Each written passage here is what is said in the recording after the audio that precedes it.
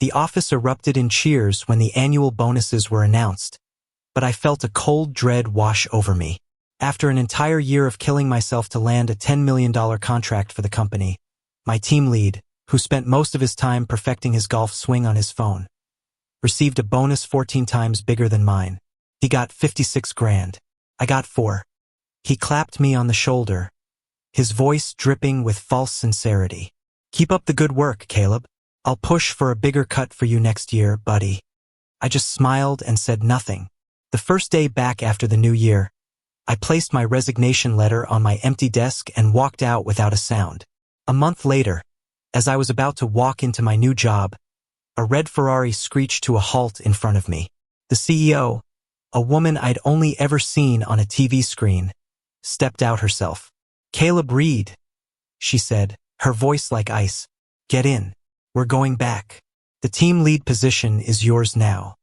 The holiday buzz had finally faded, and the city had settled back into the familiar rhythm of the morning commute. The HVAC system in the engineering department hummed a low, monotonous tune, a backdrop to the symphony of keystrokes and mouse clicks that passed for office music. My desk was empty.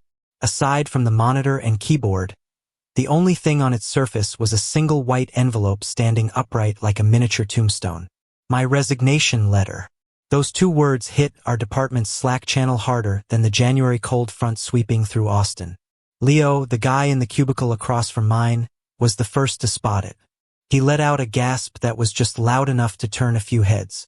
"Holy crap, Caleb actually quit. The letter's right there. Guess it's for real. That's badass." A new intern whispered, his voice full of awe. "Just up and left. No warning." Binda, one of the senior engineers, pushed her glasses up her nose and lowered her voice. "Badass? More like foolish. Throwing away a steady paycheck at a company like this. The job market's brutal right now." "Exactly. Even 4 grand is 4 grand. That's half a year of my rent. Kids these days so impulsive. Can't handle a little disappointment." Their chatter buzzed around me, and even from an hour away, I could almost smell the sour mix of envy and contempt. Principles to them were just another word for stupid. My team lead, Mark Johnson, swaggered in, right on time, a Vinnie's Starbucks in hand. He spotted my empty desk immediately, his eyes locking onto the glaringly white envelope. He walked over, pinched the letter between 2 fingers as if it were contaminated, and slid out the single page inside. After a quick scan, a smug, undisguised sneer spread across his face. "Ungrateful," he muttered, crumpling the letter into a tight ball and tossing it into the recycling bin like a used napkin.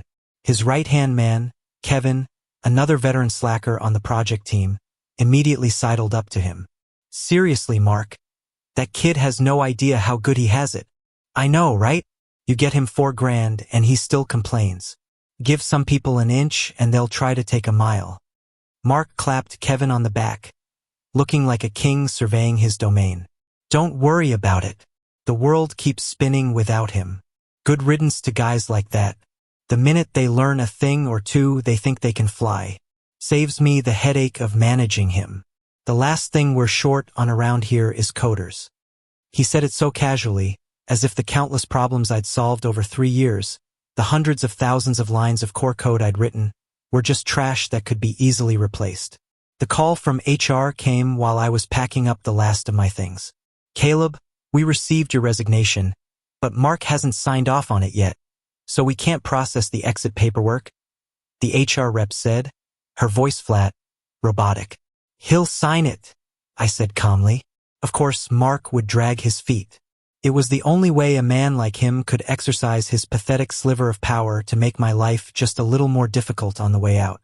It was his only source of pleasure. I didn't push it. I just compiled my key card, a list of passwords, and a handoff document so detailed it explained every single function call and emailed it to everyone in the department. Then I deleted every work-related contact from my phone and left every single work-related Slack channel. I didn't say goodbye to anyone. I didn't want to hear a single word of their fake pleasantries or cheap well wishes. The sun was blinding as I stepped out of the office building. I glanced back at the glass tower I'd poured 3 years of my life into. In the sunlight, it looked like a massive cold jungle of steel.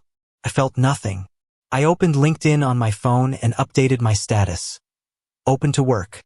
Available immediately. Almost instantly, my phone started buzzing with calls from recruiters.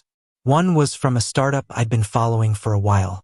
They were working on a challenging project, and their tech stack was exactly my area of expertise. We scheduled an interview for 3 days later. On the metro rail home, I leaned against the window, watching the city blur past. The last year flashed through my mind. Project Atlas, that $10 million monster. I practically lived at the office for 3 months straight, sleeping 4 or 5 hours a night on a cot. I built the system architecture from the ground up. I wrote the core algorithms. I was the one who pulled all-nighters to break through the toughest technical roadblocks. I remember the night before the launch when a low-level data conflict nearly brought the whole system crashing down. Everyone was panicking. Mark was pacing like a caged animal, just repeating, "Is it fixed yet? Is it fixed yet?" It was me. I spent 6 straight hours combing through tens of thousands of lines of code to find one tiny logical error. I saved the entire launch. At the celebration dinner, Mark stood under the spotlight, a glass of champagne in his hand, rambling on about how he led the team to overcome incredible obstacles. He never said my name, not once. I was just one of the hundreds of anonymous employees clapping in the audience. Those memories used to suffocate me, fill me with rage, and a burning sense of injustice. But now, rattling along in this train car, they felt distant, like watching a black and white movie that had nothing to do with me. The interview 3 days later went perfectly. The interviewer was their director of engineering, a guy who looked even younger than me but was clearly a genius. We skipped the fluff. He just drew a technical problem they were currently facing up on a whiteboard. In 20 minutes, I'd mapped out 2 different solutions, complete with a detailed analysis of the pros, cons, and potential risks of each. He couldn't hide the impressed look in his eyes. "Caleb, you are exactly the kind of talent we need. When it comes to compensation, I promise you we will make you a very competitive offer."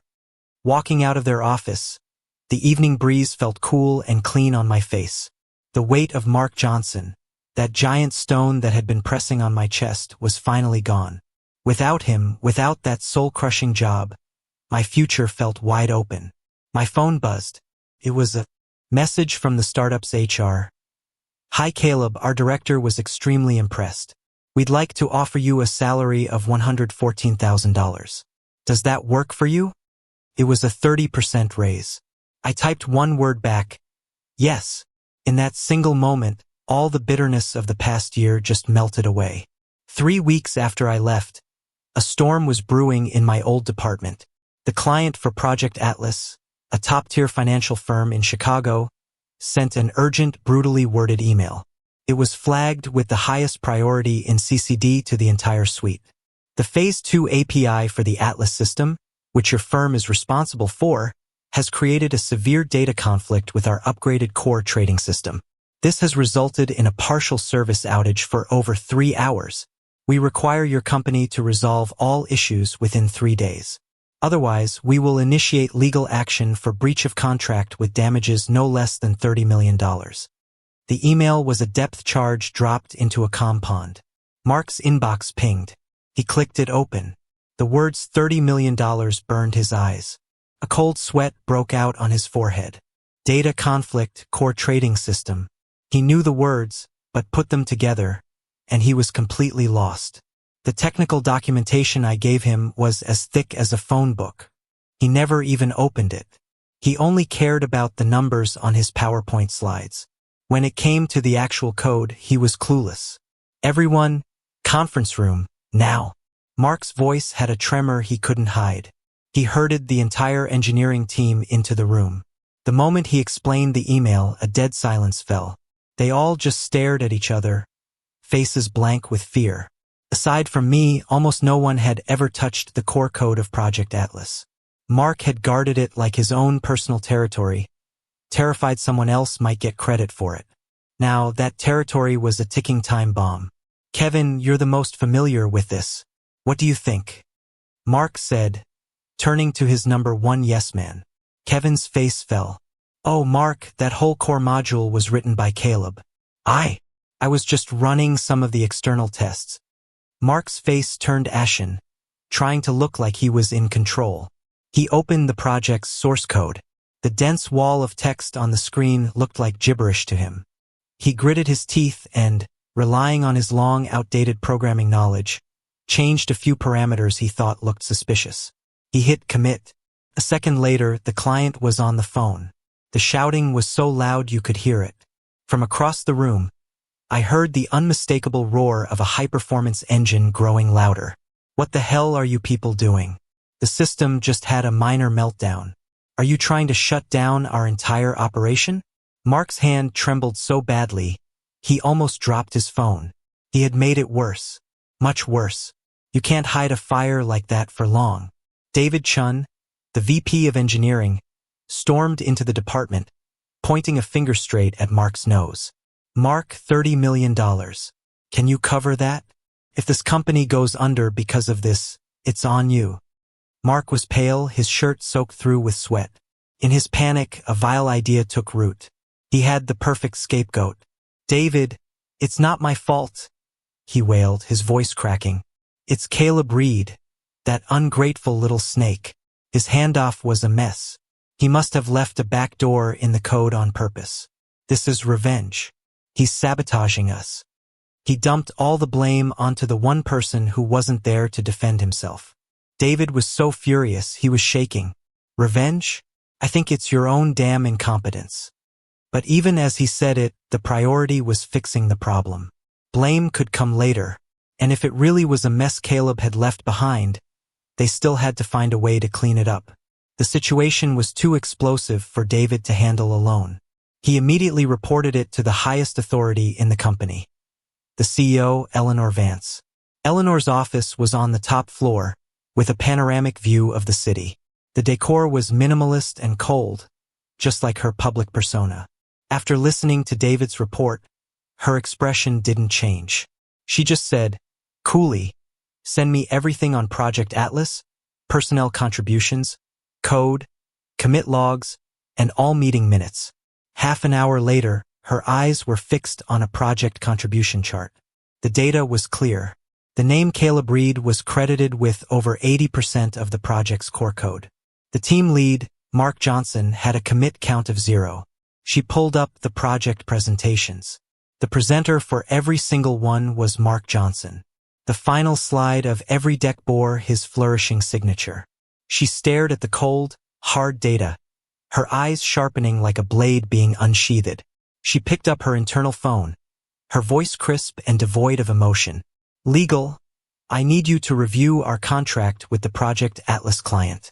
Find the clause regarding changes in key technical personnel. HR, give me the complete personnel files for Mark Johnson and Caleb Reed in my office. Now." A much larger storm was about to break over the company's leadership, and I, the guy who had already left, was the eye of it. I was on my way to the startup to sign my offer letter. The spring sun filtered through the trees, casting warm patches on the sidewalk. I was in a great mood. I'd even stopped at a food truck for a breakfast taco, something I hadn't done in ages. Life finally seemed to be heading in a bright new direction. Just as I was about to cross the last street to my new office, the roar of a high-performance engine grew louder. A fiery red Ferrari pulled a ridiculously aggressive U-turn and stopped perfectly in front of me, blocking my path. The driver's door opened. A long, slender leg in tailored black slacks emerged, followed by a very expensive-looking heel. The owner of the leg stood up and took off her sunglasses. It was a face I'd only ever seen in company brochures and on the giant screens at the annual gala. Elegant, aloof, radiating a hands-off authority. It was the company's CEO, Eleanor Vance, the legendary ice queen who never bothered with department-level meetings, who cared about nothing but profits and performance. What is she doing here? In a car that looked completely alien to this neighborhood. I just stood there, my mind blank. Eleanor Vance walked toward me. Her presence so powerful, it seemed to thin the air around her. She stopped right in front of me, her sharp eyes studying me as if trying to see right through me. Then she spoke, her voice as cool and direct as her appearance. "Caleb, come back with me. The team lead position. It's yours now." Her voice wasn't loud, but the words hit me like a ton of bricks. I was stunned for a few seconds, then it sank in. I felt nothing. In fact, I almost wanted to laugh.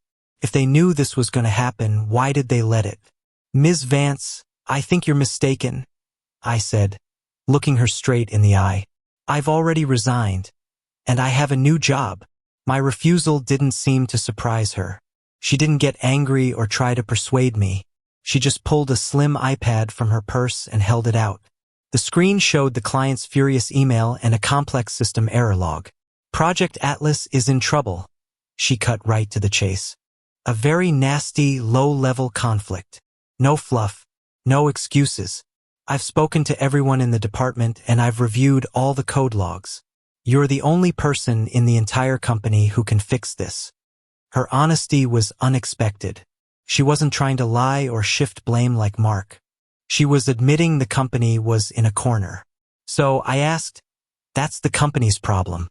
It has nothing to do with me, a former employee.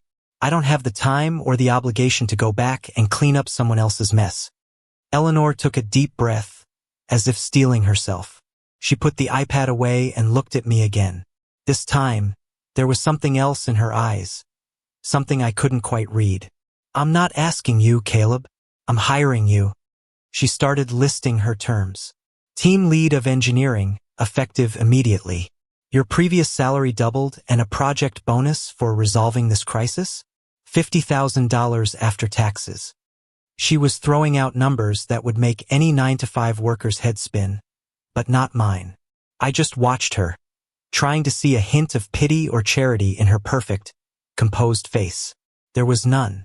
Her expression was serious, almost pleading. When I still didn't move, she did something that shocked me.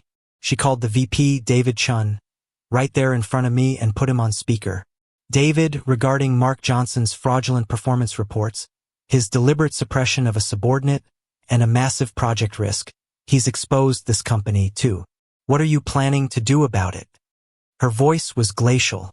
David stammered on the other end.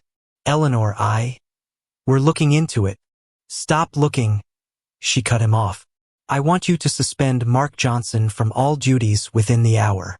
Freeze his system access. He's to await a formal review. Do you understand?" "Why?" "Yes, Ms. Vance. Understood." She hung up and looked at me as if to say, "See, I've already taken out the trash for you." And in that moment, my resolve wavered, not because of the money or the title.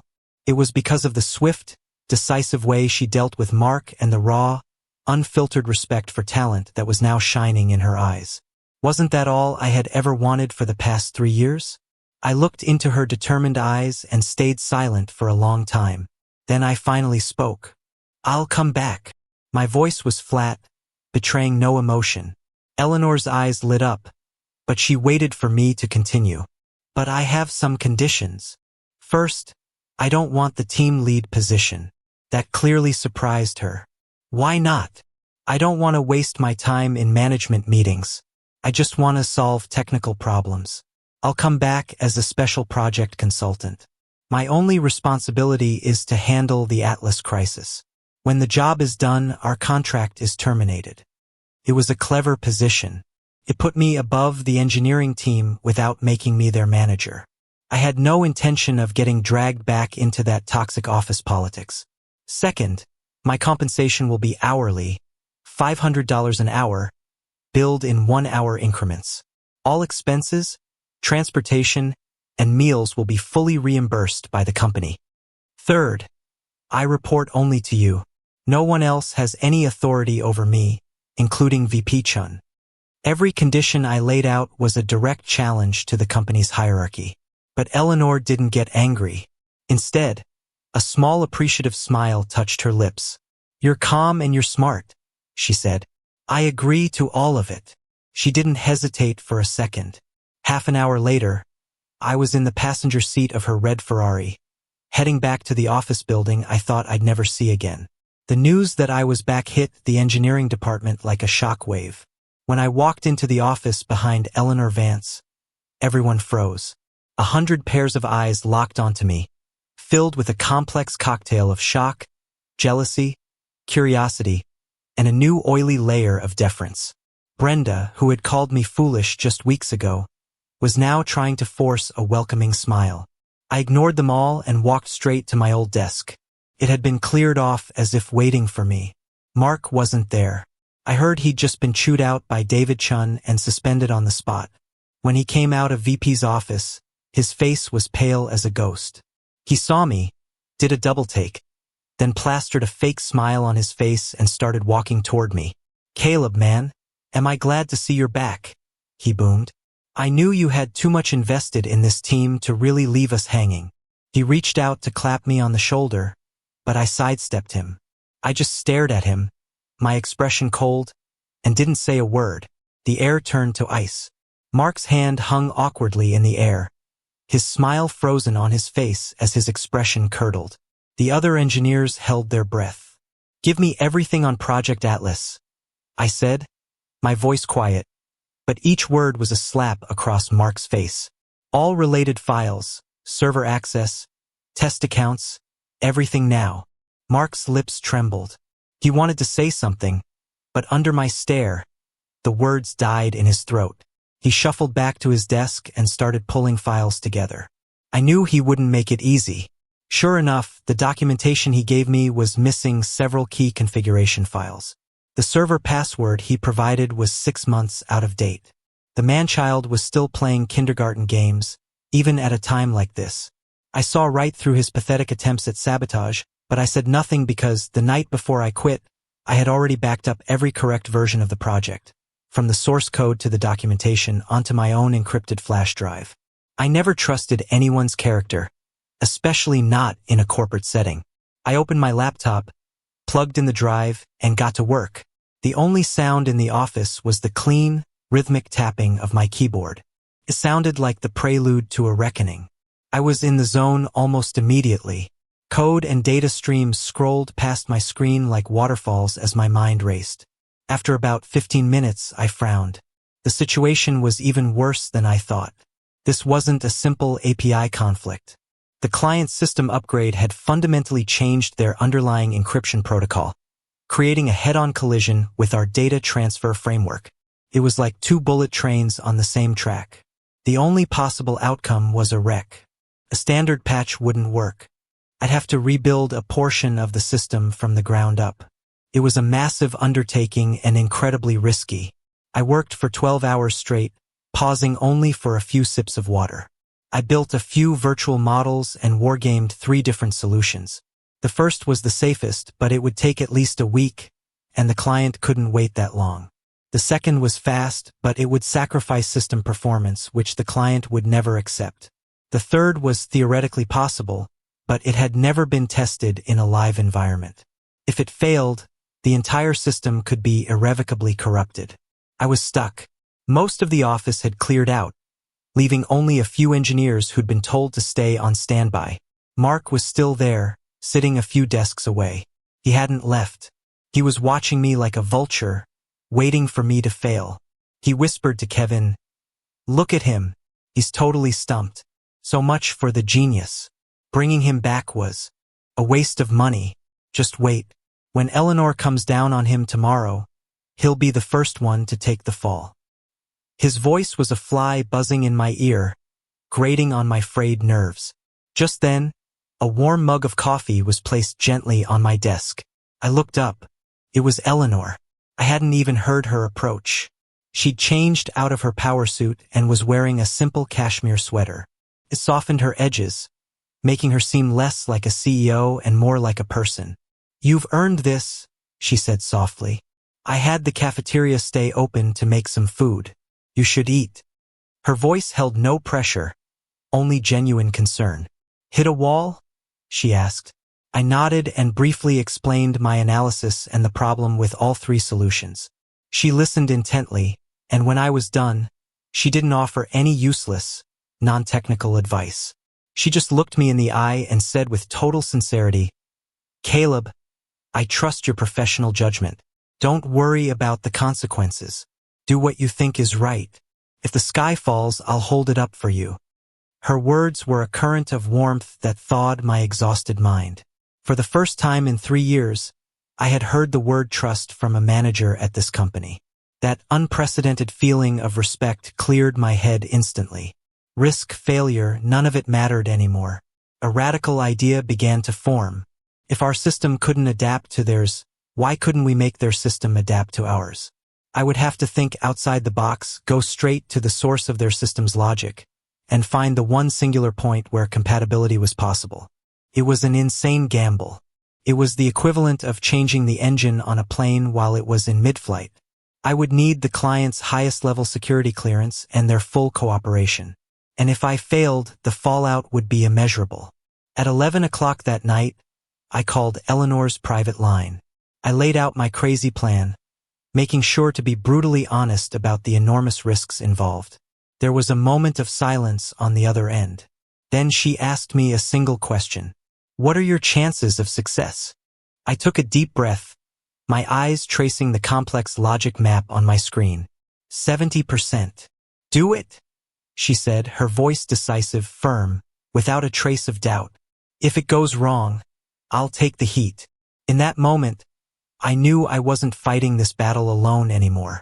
The next morning, before the sun was fully up, Eleanor was behind the wheel, driving me to the client's headquarters in Chicago. It was a skyscraper that pierced the clouds, its glass facade reflecting the dawn in a way that felt both majestic and intimidating. Mark was in the back seat. He had huge dark circles under his eyes and looked sick. His official reason for being there was to assist with the project handoff. In reality, everyone knew he was there to watch me fail, ready to be the first to point the finger the second things went south. The atmosphere in the conference room was tense. The client's director of technology, a man in his late 40s named Mr. Peterson, had thinning hair and a permanently arrogant expression. He looked me up and down, his eyes filled with doubt. Ms. Vance, is your company fresh out of engineers? He sneered. You're sending a kid to solve a problem with our $100 million system. The insult hung in the air. Eleanor's expression hardened. But before she could speak, I did. Mr. Peterson, technical ability isn't tied to age, I said, my voice quiet but clear. If you don't think I can solve your problem, you can ask me to leave right now, and you can find someone else. My bluntness caught him off guard. His face flushed. The meeting started. I put my solution up on the projector. I was only halfway through when their tech team started shooting it down. No way. The risk is too high. Modify the base protocol. Do you have any idea what that means? One wrong move and you could corrupt our entire database. This plan is pure fantasy. There's no precedent for this. Mark saw his opening and chimed in, his voice oozing false concern. Yes, Mr. Peterson. I agree. Caleb's plan is a bit unconventional. He's still young, doesn't always think things through. We should probably stick to a more conservative approach. He was distancing himself completely, trying to look like the only responsible adult in the room. We were at a stalemate. The client's business had been down for over 24 hours. Every minute was costing him a fortune, and the pressure was making everyone frantic. Eleanor glanced at me, a question in her eyes. I gave her a slight nod. I got this. I walked to the massive whiteboard that covered one wall and picked up a black marker. I didn't say another word. I just started to draw. The architecture of our Atlas system, the flow of data, the modular layout of their core trading system, the protocol logic of the API connecting them. I didn't look at a single note. The entire schematic, every technical parameter was etched in my brain. Half an hour later, a massive comprehensive joint system architecture diagram covered the entire whiteboard. It was clean, precise, and complexly beautiful. The room was silent. Everyone, including the arrogant Mr. Peterson, was staring, mouth agape, completely stunned. I put down a marker and pointed to a single tiny node in the diagram. The root of the conflict is right here, I said. My solution is to build a virtual buffer pool at this exact point to dynamically translate the protocol. It will solve the data conflict without touching a single line of your core code. As the words left my mouth, beep, beep, beep, A piercing alarm suddenly blared through the room. One of the technicians looked up from his laptop, his face white as a sheet, his voice trembling. Mr. Peterson, we have a problem. Our backup system is showing a cascading bug. The transaction queue is completely gridlocked. Chaos erupted. Mr. Peterson looked like he'd seen a ghost. And the location of this new bug, the one that had just taken down their redundancy system, the exact node I had just pointed to on the whiteboard was the source of the new bug. That single catastrophic coincidence proved my entire theory. A dead silence fell over the room again. Everyone's eyes were fixed on me, as if they were looking at some kind of wizard. That was the last straw. Mr. Peterson's demeanor shifted completely. He practically ran over to me, grabbing my hand with both of his voice now desperate and pleading. Mr. Reed, sir, I was completely out of line before. Please don't hold it against me. I'm begging you. You have to help us. I pulled my hand away, my expression unchanged. Right now, I need complete command authority over this situation. Every single engineer, including your own team, will follow my instructions without question. Can you do that, Mr. Peterson? Yes, of course. Anything, he said, nodding frantically. And just like that, I was in charge. Front-end team, isolate all traffic and redirect user requests to a static page. Back-end, split into 3 teams.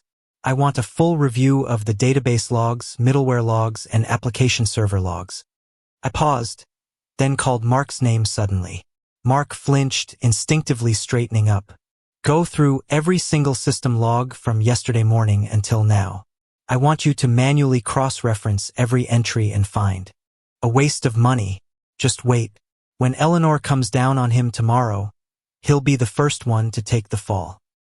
His voice was a fly buzzing in my ear, grating on my frayed nerves. Just then, a warm mug of coffee was placed gently on my desk. I looked up. It was Eleanor. I hadn't even heard her approach. She'd changed out of her power suit and was wearing a simple cashmere sweater. It softened her edges, making her seem less like a CEO and more like a person. You've earned this, she said softly. I had the cafeteria stay open to make some food. You should eat. Her voice held no pressure, only genuine concern. Hit a wall? She asked. I nodded and briefly explained my analysis and the problem with all 3 solutions. She listened intently, and when I was done, she didn't offer any useless, non-technical advice. She just looked me in the eye and said with total sincerity, Caleb, I trust your professional judgment. Don't worry about the consequences. Do what you think is right. If the sky falls, I'll hold it up for you. Her words were a current of warmth that thawed my exhausted mind. For the first time in 3 years, I had heard the word trust from a manager at this company. That unprecedented feeling of respect cleared my head instantly. Risk, failure, none of it mattered anymore. A radical idea began to form. If our system couldn't adapt to theirs, why couldn't we make their system adapt to ours? I would have to think outside the box, go straight to the source of their system's logic, and find the one singular point where compatibility was possible. It was an insane gamble. It was the equivalent of changing the engine on a plane while it was in mid-flight. I would need the client's highest-level security clearance and their full cooperation. And if I failed, the fallout would be immeasurable. At 11 o'clock that night, I called Eleanor's private line. I laid out my crazy plan, making sure to be brutally honest about the enormous risks involved. There was a moment of silence on the other end. Then she asked me a single question. What are your chances of success? I took a deep breath, my eyes tracing the complex logic map on my screen. 70%. Do it, she said, her voice decisive, firm, without a trace of doubt. If it goes wrong, I'll take the heat. In that moment, I knew I wasn't fighting this battle alone anymore. The next morning, before the sun was fully up, Eleanor was behind the wheel, driving me to the client's headquarters in Chicago. It was a skyscraper that pierced the clouds, its glass facade reflecting the dawn in a way that felt both majestic and intimidating. Mark was in the back seat. He had huge dark circles under his eyes and looked sick. His official reason for being there was to assist with the project handoff. In reality, everyone knew he was there to watch me fail, ready to be the first to point the finger the second things went south. The atmosphere in the conference room was tense. The client's director of technology, a man in his late 40s named Mr. Peterson, had thinning hair and a permanently arrogant expression. He looked me up and down, his eyes filled with doubt. "Ms. Vance, is your company fresh out of engineers?" He sneered. "You're sending a kid to solve a problem with our $100 million system." The insult hung in the air. Eleanor's expression hardened. But before she could speak, I did.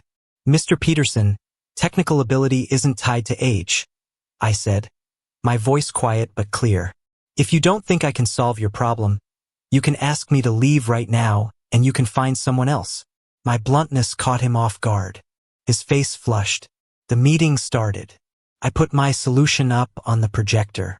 I was only halfway through when their tech team started shooting it down. "No way. The risk is too high. Modify the base protocol." "Do you have any idea what that means? One wrong move and you could corrupt our entire database. This plan is pure fantasy. There's no precedent for this." Mark saw his opening and chimed in, his voice oozing false concern. "Yes, Mr. Peterson, I agree. Caleb's plan is a bit unconventional. He's still young, doesn't always think things through. We should probably stick to a more conservative approach." He was distancing himself completely, trying to look like the only responsible adult in the room. We were at a stalemate. The client's business had been down for over 24 hours. Every minute was costing him a fortune, and the pressure was making everyone frantic. Eleanor glanced at me, a question in her eyes. I gave her a slight nod. "I got this." I walked to the massive whiteboard that covered one wall and picked up a black marker. I didn't say another word. I just started to draw. The architecture of our Atlas system, the flow of data, the modular layout of their core trading system, the protocol logic of the API connecting them. I didn't look at a single note. The entire schematic, every technical parameter was etched in my brain. Half an hour later, a massive comprehensive joint system architecture diagram covered the entire whiteboard. It was clean, precise, and complexly beautiful. The room was silent. Everyone, including the arrogant Mr. Peterson, was staring, mouth agape, completely stunned. I put down a marker and pointed to a single tiny node in the diagram. "The root of the conflict is right here," I said. "My solution is to build a virtual buffer pool at this exact point to dynamically translate the protocol. It will solve the data conflict without touching a single line of your core code." As the words left my mouth, beep, beep, beep, a piercing alarm suddenly blared through the room. One of the technicians looked up from his laptop, his face white as a sheet, his voice trembling. Mr. Peterson, we have a problem. Our backup system is showing a cascading bug. The transaction queue is completely gridlocked. Chaos erupted. Mr. Peterson looked like he'd seen a ghost. And the location of this new bug, the one that had just taken down their redundancy system, the exact node I had just pointed to on the whiteboard was the source of the new bug. That single catastrophic coincidence proved my entire theory. A dead silence fell over the room again. Everyone's eyes were fixed on me, as if they were looking at some kind of wizard. That was the last straw. Mr. Peterson's demeanor shifted completely. He practically ran over to me, grabbing my hand with both of his voice now desperate and pleading. "Mr. Reed, sir, I was completely out of line before. Please don't hold it against me. I'm begging you. You have to help us." I pulled my hand away, my expression unchanged. "Right now, I need complete command authority over this situation. Every single engineer, including your own team, will follow my instructions without question. Can you do that, Mr. Peterson?" "Yes, of course. Anything," he said, nodding frantically. And just like that, I was in charge. Front-end team, isolate all traffic and redirect user requests to a static page. Back-end, split into 3 teams. I want a full review of the database logs, middleware logs, and application server logs. I paused, then called Mark's name suddenly. Mark flinched, instinctively straightening up. "Go through every single system log from yesterday morning until now. I want you to manually cross-reference every entry and find any anomalous access records. I had given him the most tedious, mind-numbing, non-technical grunt work possible. Mark's face turned a shade of deep purple. In front of all these people, it was a public humiliation, but he didn't dare argue. He just slunk off to a corner and started his task. Under my direction, the entire group began to work like a well-oiled machine. I sat at the command console, my mind firing on all cylinders, issuing a steady stream of precise, efficient commands. Eleanor never left. She stood quietly near the back of the room, a silent, supportive presence that gave me a profound sense of calm. We worked through the night. While I was resolving the main conflict, my deep understanding of the architecture allowed me to spot something else. A hidden security vulnerability in the client system, one that had likely been there for years. It was subtle, but if a hacker ever found it, the consequences would be catastrophic. In a spare half hour while a patch was running, I fixed that too. When I presented Mr. Peterson with a final report which included details of the vulnerability I'd patched, the way he and his team looked at me was something close to hero worship. At 5 in the morning, I hit the final enter key on the main monitoring screen.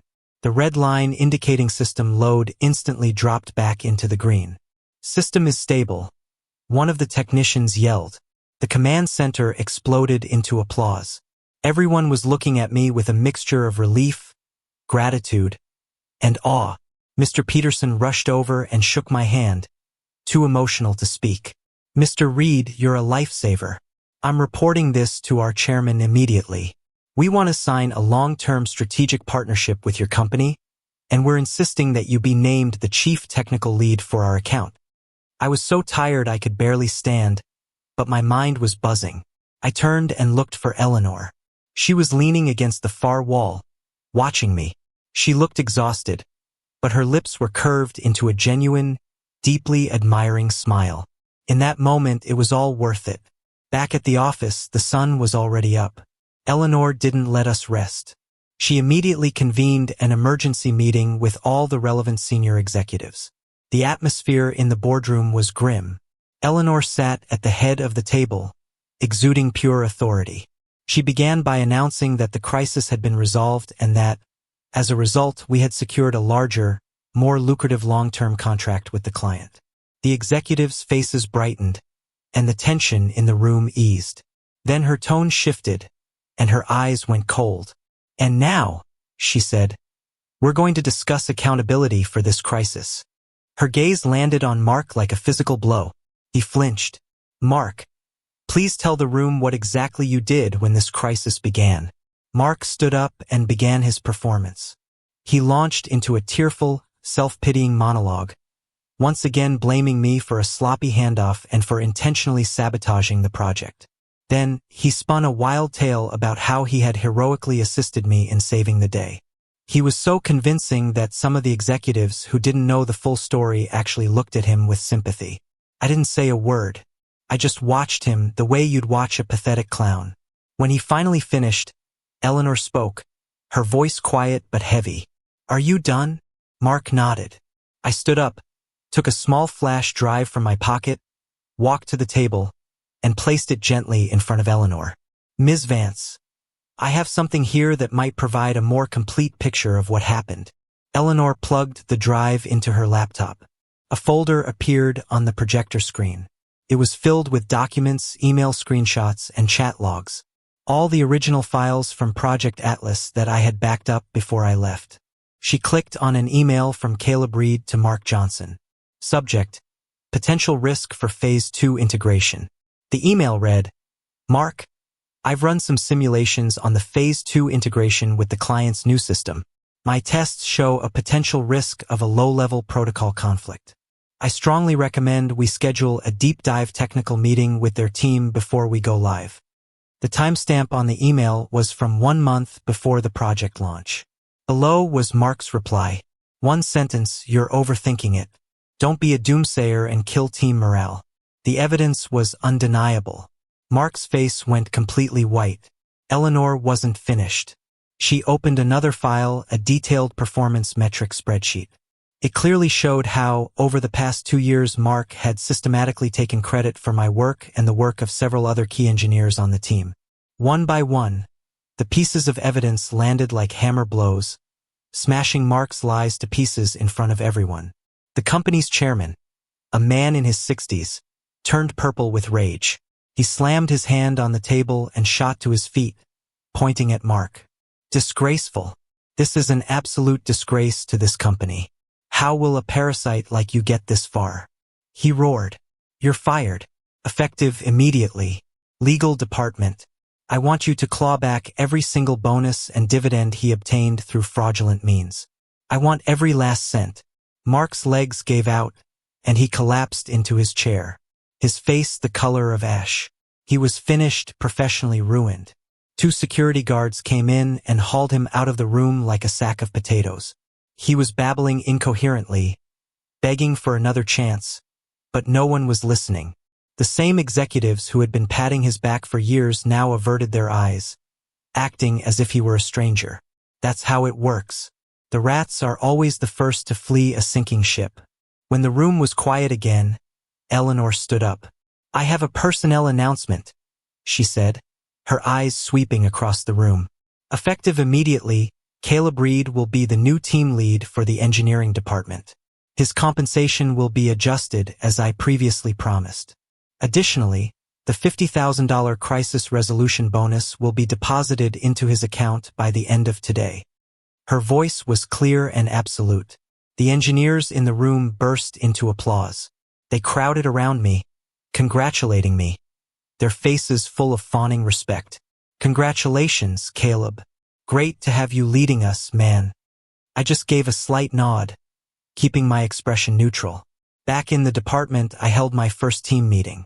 There was no long-winded speech, no empty promises.